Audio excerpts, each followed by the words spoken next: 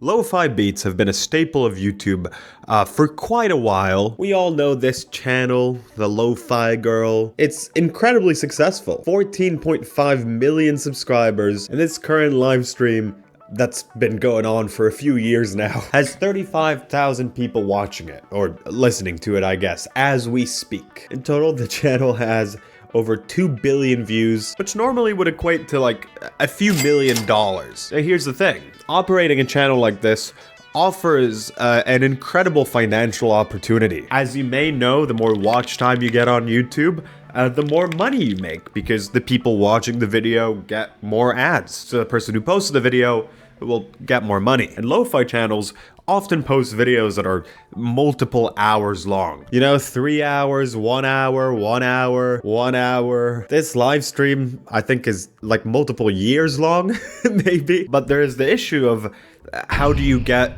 enough music for that? If you use copyrighted material, you're gonna be copyright claimed, so you're not gonna make any money off of all this watch time. If you use uncopyrighted stuff, it might not sound as good, or, you know, you might not have enough of it to put in your live stream. So what these channels often do, similarly to a radio station, is license that music. But what if you don't want to do that? A lot of you may have recently gotten this old channel right here in your recommended. Specifically this video, A Sip. It says in the thumbnail how to run from the mess you made. Now, if you're like me and you haven't clicked on this video up until recently, you know, I thought this was like a video essay. I always thought this was like a 1 hour long video essay about sipping things. Having a sip of something, I don't know. Video essays are talk about a bunch of stuff, but no, actually no. This channel has 107,000 subscribers, and it was created only a little over a month of the time of recording this. So something feels a bit weird here. So the whole situation with this channel was brought to my attention thanks to this video by G. Derek. G. Derek, that's a nice video you got there. So this is a really common thing. We're gonna look at a bunch of similar channels, but this is a bit of a red flag. A lot of these channels, as you can see, have the name, but not who made them. And again, these are usually compilation channels, right? Artists often like to be credited. So if this channel was a channel by a musician, you'll probably have some sort of indication for it. The only person credited in this description is the writer of The Great Gatsby, F. Scott Fitzgerald. Oh, and the person who made the art, so that's good. Now let's listen to some of those tracks. So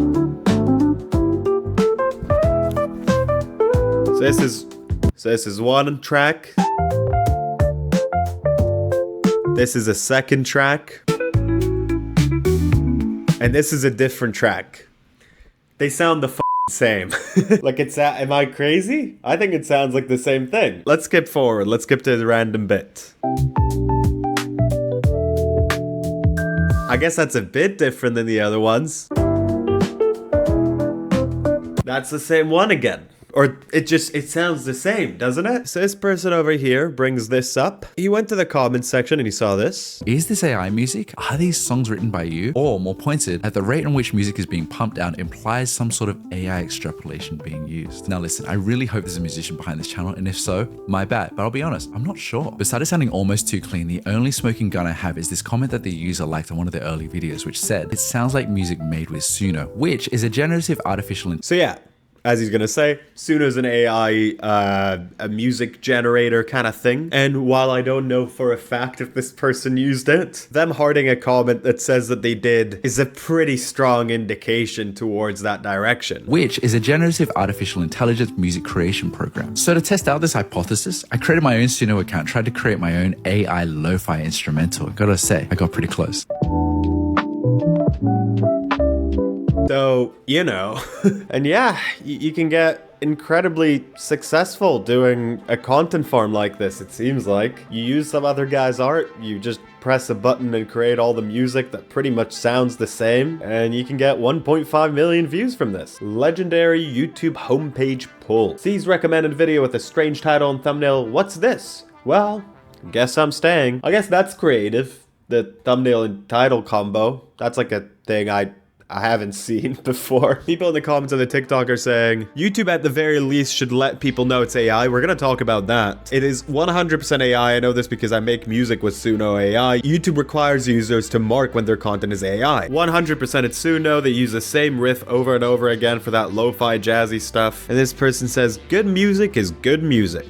You know, if you like this, then that's cool. And that's the thing that's kind of rough about this to admit. If I clicked on this video and just put it in the background, because that's what this is solely background music or like something to put to fall asleep to, and I wasn't actively trying to think about what I'm listening to, there's a very solid chance I wouldn't have known that this is AI. And that's kind of why YouTube has that system where you're supposed to label it. If something's AI generated and you've labeled it as such, it's supposed to show up over here in the description. It's kind of a shame. When lo-fi music is good, I really like it. Listen to like a Nujabes album. Now that's good stuff, man. God damn, that man has made some great music. And just check out how many channels like this exist. So the first one we looked like is called What Is, and I don't know if this is the same guy or just a copycat, but this one's called Why Not, and it's the same format. Started 3 weeks ago, so a week after the other one was started. The formatting is exactly the same, a quote from a thing, and then all the shit in the... I think that's the same track list from the first one. Wait a second. Yeah, it is. Is this the same music? So someone completely ripped, unless it's the same person, but I doubt it. But yeah, it seems like someone completely ripped the playlist from this. Yeah, it's the exact same thing. Well, oh, okay. Then there's this one, Home Alone. You know, all lowercase kind of name, lowercase title.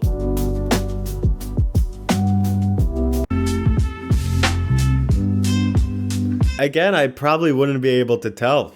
I wouldn't be able to tell by myself. And a similar situation. We got all the tracks and no artist attached to them. Please never stop making music. Gonna be here for a while, don't worry. You scroll a little bit more down. Is this AI music? Which, to be fair, they admit it. It's a combination of generative AI and stuff I do manually. But yes, there's a disclaimer in the description, which it says so. I think whatever you think about, you know, if it's good music, it's good music or whatever, this should be stated. I think that these should be way higher. This is like at the very top of the description. What if you just make the description really f***ing long? You're never gonna see this. I don't think a lot of people see this anyways. And then another channel, almost identical to the last one we just looked at. Again, a content farm. This one's called Minimal, lowercase, has a little dot at the end, has this drawing with an old kind of vibe to it, grainy sort of drawing vibe with a little thing on this side.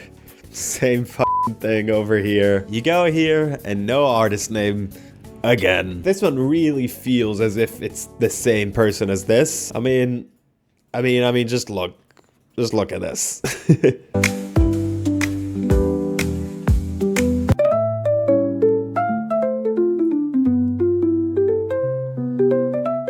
Well, you know, I mean, the whole model here, I guess, makes sense. Why go through the effort of paying people to make music when you could just press a button and do it? It's background music anyways, people aren't gonna notice. I'm sure there's like a similar thing with like jazz music. I'm sure that has a content farm problem as well, which is a true shame. I think with both genres, when they're done right, they can be a really interesting thing. But even before AI, they've been reduced to this background music sort of placement. Obviously, there's still great music coming out. I'm more mean in the way that some general audiences might treat this. And now, you know, as channels like this get bigger and bigger, when people think about lo-fi beats, they're gonna think about literally the same one beat that Suno makes, just looped over again and again and again. When I think about lo-fi music that I really like Nujabes, I don't know that many artists, but I love his album. I love this album, Modal Soul. It's an incredible album. Or like Jay Dilla. Jay Dilla has a lot of great stuff. The beauty of this genre,